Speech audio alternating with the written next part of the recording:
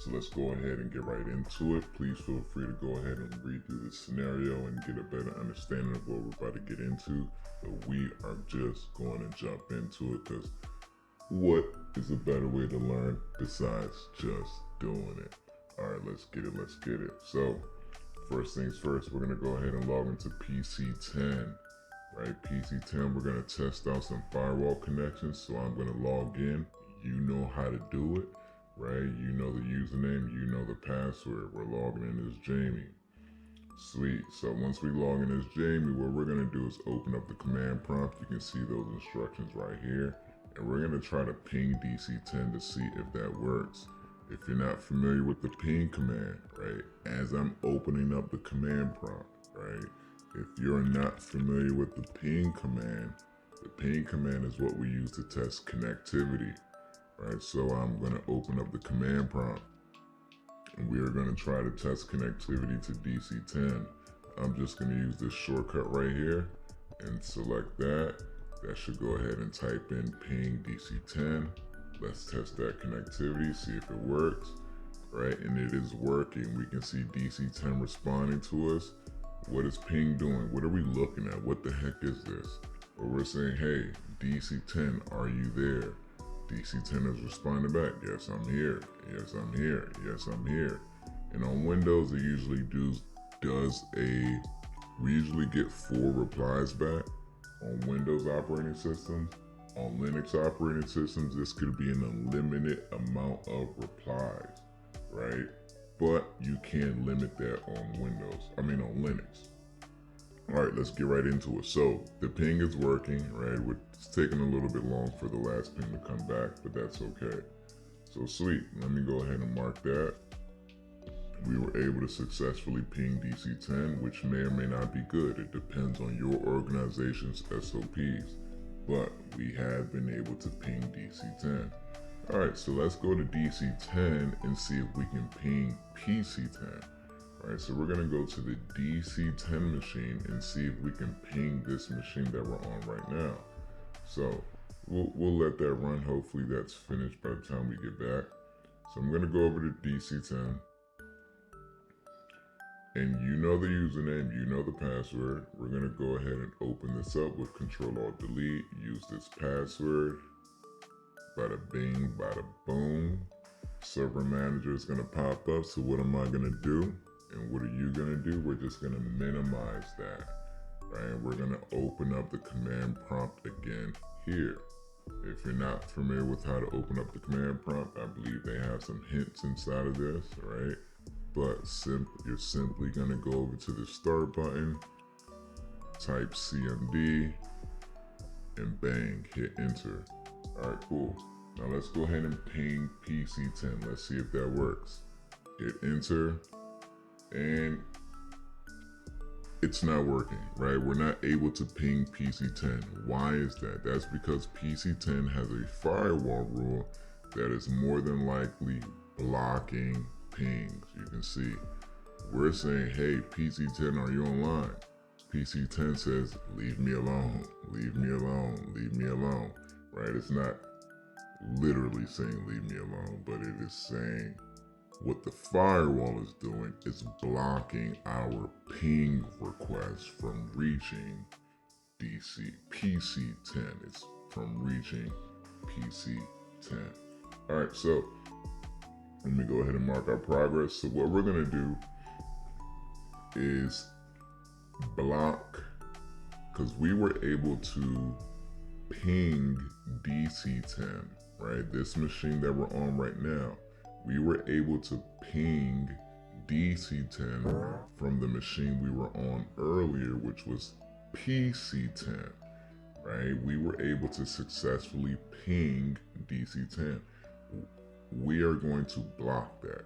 The way we're going to block that is by using our firewall. So we're going to open up the firewall and block ping requests that are coming to DC10. Here are the instructions right here, but hey, we're just going to run right into it. If we run into mistakes, that's pretty cool. We get to learn from it. So how do we open up the firewall? We're going to hit this start button, type firewall. You see Windows Defender Firewall. Hit enter. Sweet. Right, now let's go over to the advanced settings. We're gonna hit advanced settings and we're gonna select inbound rules because we wanna block attempts coming to this machine. So we're gonna block inbound connections, not all inbound connections. Specifically this right here, ICMP request. Okay, so we're gonna scroll down a bit until we see file and printer, and this is in alphabetical order, which makes it a bit easier to find. So we're gonna look for file and printer ICMP. You probably saw it before I have. I think this is it over here. Let me expand this. And here we go. We're gonna block both of these right here, ICMP v4 and v6. We're gonna block ICMP. What the heck is ICMP? That is the protocol ping uses to reach out to people, right? That is the protocol ping is using to try to test connectivity, right? There are a bunch of different protocols. We have TCP, UDP, there are other ones, but ping itself uses ICMP. So how do we block it? We're gonna right click this, select properties, and we're just gonna hit block the connection. Too easy. We're gonna do that again for this one here. We're gonna right click, select properties, select block the connection. Too easy. Now, let's see if that works. We're gonna log back into PC10. I'm not going to put this firewall down because we're still gonna be using it. Let's log back into PC10.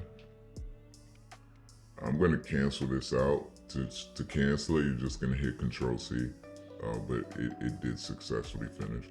But I'm gonna cancel that out. I'm gonna type in CLS to clear my screen, and I'm going to try and ping DC10 one more time. This should not work if we successfully set up those firewall rules.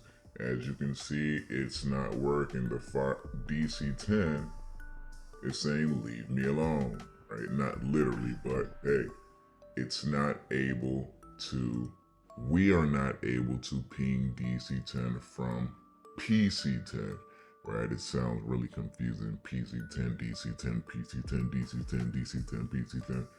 Really confusing, but you get the point. Our firewall rules were successful. We're not able to ping DC10 anymore. All right, so let's mark our progress. Now, the question over here, what aspect of firewall rule manipulation within Windows Defender Firewall is most effective at stopping unwanted communication? Too easy. Defining a deny rule. Okay, we want to define that deny rule, right? The deny rule is stopping the connection. That's the block connection that we enable. All right, too easy. Let's go to the next section. All right, so we're still on PC10. So what do they want us to do? Sweet, we're still going to be utilizing the firewall, but this time instead of blocking ping requests, we're going to block file access, right? File access. So let's just take a look at it. So we're going to go ahead and provide access to this folder called lab files. How the heck do you do that? Just open up your Windows Explorer right here, this folder icon. We're going to open that up. And there are multiple ways you can get to this lab files. You see it right here in the frequent folders. You see it right here in the quick access. It doesn't matter which one you click. I'm just going to click one of them. And I'm going to back up a folder because I want to be under the C drive, right? I want to see the lab files folder right in front of me. I'm going to right click on lab files. Okay, then I'm going to go to properties. And now I'm going to go to sharing, right? This sharing tab right here. And I'm going to select advanced sharing. And from here, I'm simply going to select share this folder. Too easy. Select OK. And you can go ahead and close this. Let me track my connection. I mean, my status. All right, sweet. Let's go back to DC10 and try to access this lab files folder. So we're going to go back to DC10. I'm going to minimize this firewall. I'm going to minimize this. I'm going to minimize this command prompt. And I'm going to open up the File Explorer, right? This folder icon down here. And now we're going to try to access that lab files folder that is on PC10, right? It's on the other machine that we just allowed access to the lab files. So we're going to try to access that. How do you do that? /4, or that's a, is that a backward slash or forward slash? I think that's a, let me see. Yeah, backwards. I don't know. It's one of them, right? So we're going to hit // and then PC10, right? That should allow us to access files and folders on PC10. And you can see the lab files folder right here. If you click it, open it up, we can see everything that is inside of this, right? And if we go back to PC10, you don't have to do this, but I just want to prove that we're looking at lab files on PC10. If I go back to PC10 and I go into the lab files, you can see the same thing, all right? So let me go back to DC10. All right, so on DC10, we were able to successfully access this lab files. We gave access. We allowed other computers to access the lab files folder on PC10, P as in Papa. Okay, now, question, what is the name of the first folder in the lab files? That is contains nothing. So I'm going to go ahead, contains nothing. Make sure you spell that right. And boom, we got it right. All right, so now what are we going to do? We're going to block that access. We allowed it, we enabled it. Now we're going to block it, but we're going to do this using the firewall. So let's go back to PC10. All right, now we're on PC10. I'm going to minimize this. I'm going to minimize this. And I'm going to open up the firewall. We know how to do that. You hit the start button and you type firewall. Too easy. Now, while this is going to pop up, we're going to go back to advanced settings. Same thing. And under advanced setting, we're going to go to inbound rules because we want to filter traffic coming inbound, and we specifically want to block file access, right? So we're going to disable file and printer sharing, right, via SMB, because in order to, here, let me break something down real quick. In order to access this lab files, the way we did it from DC10, we used a protocol called SMB, right? In order to do this, if we wanted to access DC10, you're using a protocol called SMB to access files and folders this way, right? So we're gonna block file and printer sharing that's using SMB. So I'm going to scroll down and we see file and printer sharing using SMB. There are two of them, so we're going to block both of them. I'm going to right click the first one, go to properties, make sure this is enabled, and we're going to select block the connection. We're going to do this on the second one too. We're just going to select enable and we're going to select block the connection. So I'm going to go to the second one. I'm going to right click it. I'm going to go to properties and it's already enabled, but we're going to block it. We don't want anyone to access this lab files folder. We've already successfully accessed it, but now we're going to block it using the firewall. Too easy. Now you can see it's both blocked. You see the block icon, pretty cool. All right, track our progress, make sure we're good. Make sure we're good.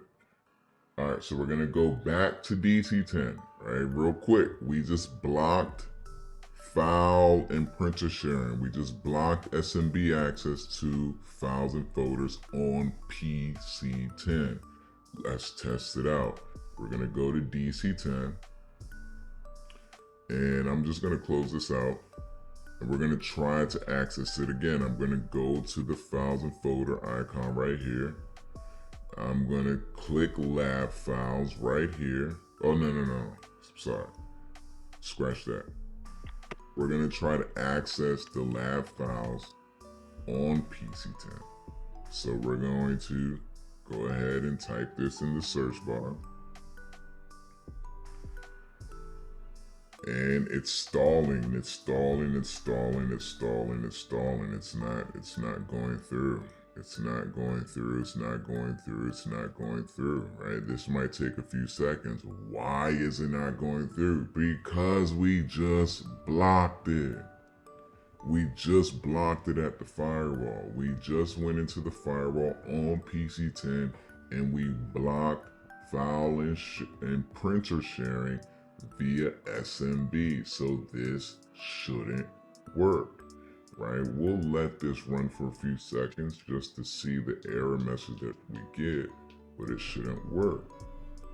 Right, and if you need some assistance on what we just did, just go ahead and expand this and it'll take you through the same steps that we just went through. All right, now let's go ahead and wrap up with our comprehensive questions. Oh, look at that. Windows cannot access PC10. Right? It would have been crazy if we could have accessed it after blocking it at the firewall, right? But we can't. Why? Because firewalls work when you use the rules, implement the rules the right way. So, comprehensive questions. The first one, if a firewall rule is disabled but the associated communication is still able to occur, what is the reason for this issue? One or more other rules must be allowing the communication. Cool. What term refers to a firewall rule that is specifically defined? What term refers to a firewall rule that is specifically defined, that is going to be explicit, right? Explicit means that the firewall is specifically defined. What firewall rule is applied when no other rule matches a communication? That is going to be the implicit firewall rule, okay? Implicit, okay? That's like an imaginary rule.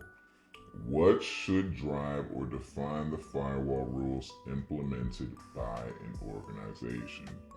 Baseline configurations, okay? Your baseline configurations should define your firewall rules. The primary type of benefit provided by a firewall rule is what? They are preventive, right? They are not physically, but they are preventing things. It's logical. They are preventing things. They're not fixing anything such as corrective. They're not simply detecting anything. They're not psychologically deterring anything. They are preventing things from happening. And that is it. Hey y'all, if you've enjoyed these videos, please do me a favor, smash the like button.